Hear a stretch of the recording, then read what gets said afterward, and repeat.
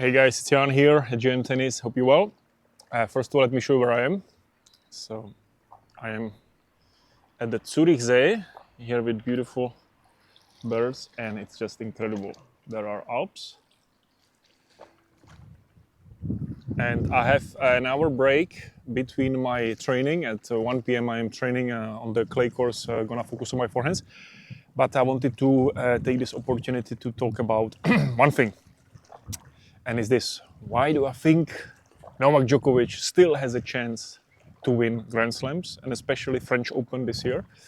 And it's happening basically this week. It started yesterday, so I'm going to talk about it today. Why I really believe he is one of the contenders to lift the trophy. And there's going to be a few points, but again, you don't have to agree with me. Let me know in comments what you think. This is just my pure opinion. This is what I really believe, and it's going to be a very interesting year, and I would not be surprised if it goes all the way. So, point number one, the fitness ability of Novak Djokovic. So this guy, guys, is 38 years old, okay? I don't know, some of you maybe remember one of my videos. I shot it in 2017 about Roger Federer, and I said also few reasons why I believed that Roger Federer would still win a Grand Slam, and then a few months later he would lift the Australian Open trophy at the age of 37 when nobody was expecting it. Nobody. So back to Novak. He's 38 years old and he's even fitter than Federer. He's fitter. He's just fitter than Federer, I'm telling you. He looks a bit more built up, but it's good. He's got a little bit more muscle than before, but I think it really worked for Novak. He looks a little bit more bulky, and I think this way he also puts a bit more weight into the balls. Because if you remember Rocky Balboa movie, when the Rocky was getting old, his coach was telling him, Rocky, you don't have a speed anymore. So you cannot compete with the young ones with the speed, but you can punch them. And this is exactly what Novak is doing. Just last week we saw it amazingly in the Geneva final against Hubert Hurkacz. Hubert Hurkacz was actually all over the place. He was playing amazing tennis, but Djokovic somehow still managed to get the win. And this is what I'm always saying. It's incredible what he does, because even when he's not at his best, and he was playing really good actually, Novak, I have to say he was playing one of the best tennis this year so far. But obviously we know he can play even better. We know he can play the way that the others are not even touching the balls. But still he does manage, even when it's such a tight match against such a good opponent like Hubert Hurkacz, he still manages to come on top as a winner. You know, if he was like 4-2 down, 4-1 down, he still manages to win. And this is incredible. There's lots of waves now here happening. Oh, how beautiful. Yeah, it's nice. It's so nice. And he just knows how to win the most important points. Like he says, okay, let's go to the tiebreak, and then he just comes with the best tennis. And the way he moves still at 38, it's spectacular. Spectacular. I mean, just the fact that he still wins the tournaments like this in Geneva. Okay, it was ATP 250, but doesn't matter. It could be 500, it doesn't matter. But he just plays the way that he gets in your head. He gets in your head, and physically he's so good to still do this. He still moves amazing. He moves so good for the 38 years old guy. I mean, come on, I'm 40 years old and I cannot move nowhere near, not even 50% of him. It's incredible the way he moves. He's so quick, he's so low, he's so strong in the legs. And the way he puts the body into the ball and how he punches the ball. He hits much harder, much heavier balls than 2, 3, 4, 5 years ago. He really hits heavier balls, because he had to adjust, because he saw the guys like Alcaraz coming with the heavy balls. He had to adjust, so he has to also hit heavy.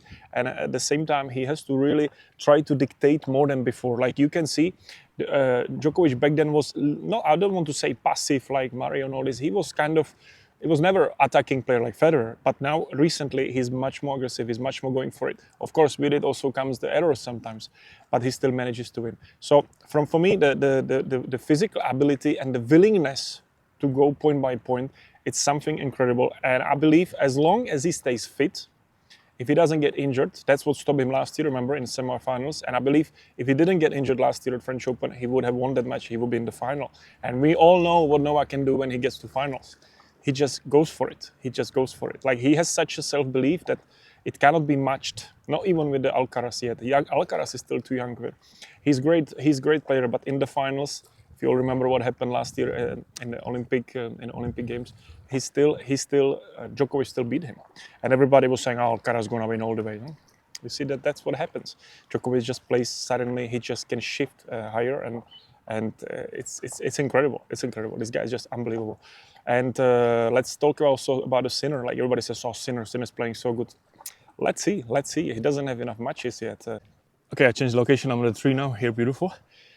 So I was talking about Sinner also. People say, because you can see on the YouTube like these questions, who's gonna win? They say Sinner, Alcaraz, then 3 Djokovic, like 28% so far, not even 30%.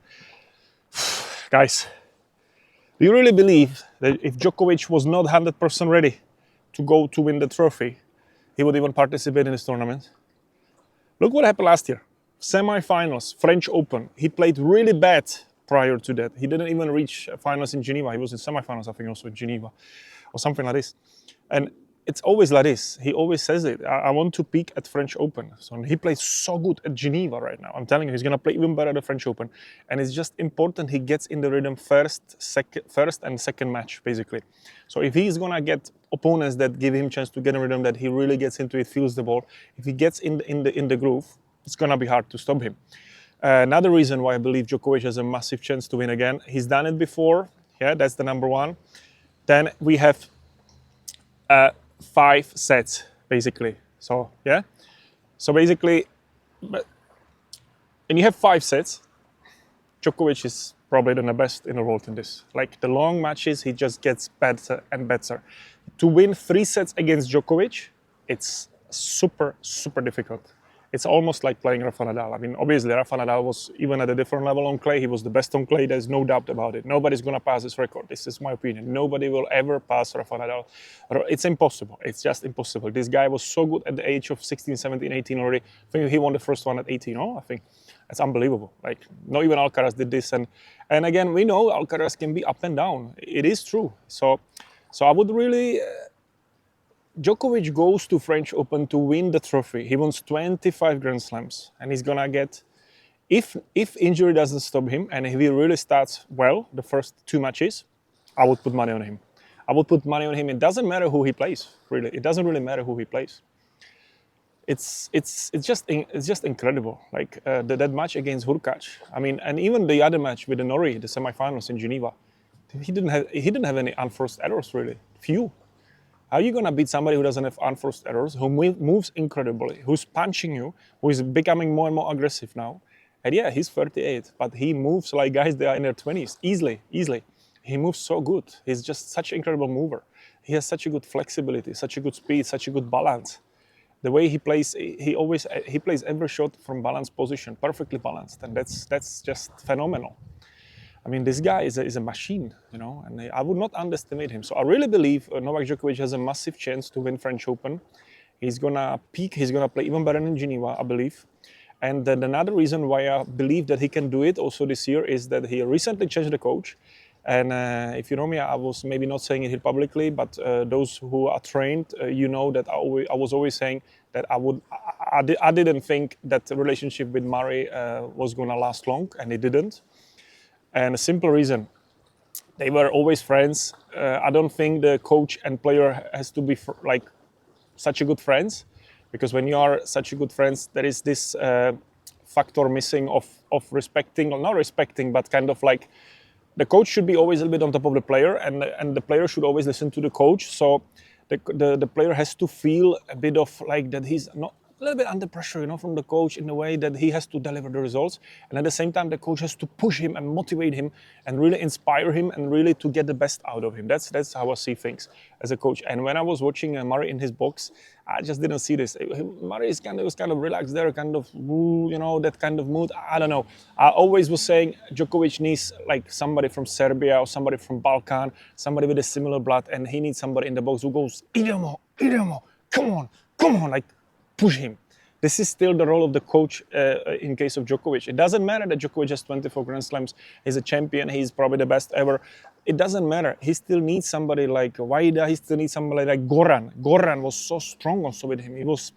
It's this, that he needs this, that he feels that, okay, I need to play, I need to deliver, you know. Otherwise, coach is going to kill me, basically, or something like this. You know what I get this point with? Like, I think he needs to feel a little bit of this, like, I need somebody strong in my box and just somebody really, like, you know, on top of me in the way. He's still a player. It doesn't matter how many titles he has, you know, and he's kind of that character that if he has somebody a bit more relaxed, a bit more like, you know, so a bit like Murray, like, oh, I don't think this can work. He was, when he was with Murray, when he was playing these matches, I didn't see that hunger in him. But what I saw now in Geneva was that Novak was hungry again. He was hungry. He was determined to win. He was fighting for every point, and this is when he plays his best tennis. In his way, it's all in the head, as he says. And when he believes here, and when he has the fitness, the legs, and everything, when he doesn't get injured, it's very hard to stop him. You know, he's one of the best ball strikers, if not the best ball striker in the game we've ever seen.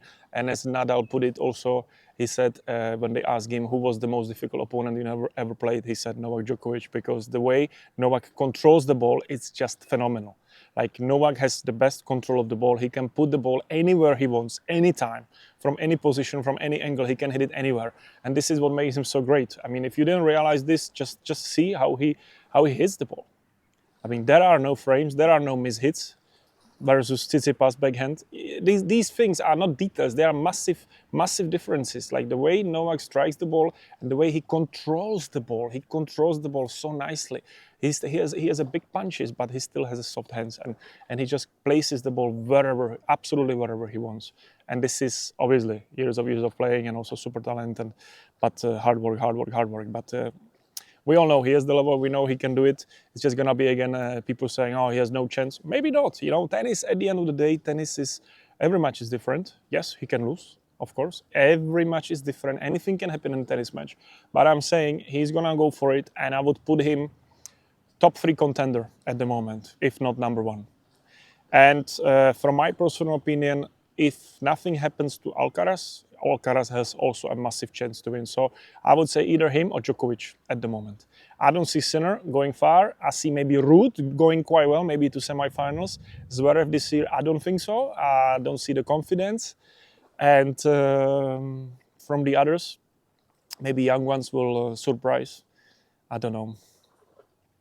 Maybe Shelton can do something, or these kind of guys. Maybe Menchik. But again, maybe quarterfinals, max, semis. This is kind of my prediction. So yeah, let me know in the comments what you think. If Djokovic has a chance to win, I'm saying he has a massive chance to win. I would put him up to 70 to 80% to win French Open. I would put Carlos Alcaraz maybe a little bit more, 90%. That's how I really see it. I see that Carlos Alcaraz has the biggest chance, but I still believe that Djokovic has it and he can do it, and he's gonna give his best shot. That's my opinion. He wants to have a very good year. I think he wants to finish on top. And if he's going to have a good career this year, maybe he will do one more season. If not, maybe he will hang it. But again, I think he wants to do really good. And I think what he showed us last week in Geneva is that he's capable of doing absolutely anything as long as his health stays and the mindset is there. That's all I wanted to say. So let me know in the comments what you think about my opinion. If you don't agree, if you agree, it's up to you again. This is my opinion. This is how I see it by watching the players. And I have to run now because I have a forehand training session myself with a ball machine. I'm gonna also film it for you. Make sure to check it out. There's gonna be also a link to my training sessions here. And guys, see you this summer. I'm gonna be posting much more often. I'm gonna be also posting videos like this, what I think about the players, also what we can learn from the pros and stuff. And also all of my technical sessions and also my comeback at 40 journey. So make sure not to miss this also. And lastly, if you absolutely new to my channel, make sure to subscribe, hit the notification button so you stay in touch with my videos every time I upload, and just make sure you hit the that bell basically, so you're gonna get notified the moment I upload a new video. And yeah, that's it. Thanks for watching, and I'm gonna enjoy this beautiful lake a little bit more, 5-10 more minutes, and then I have to go to train.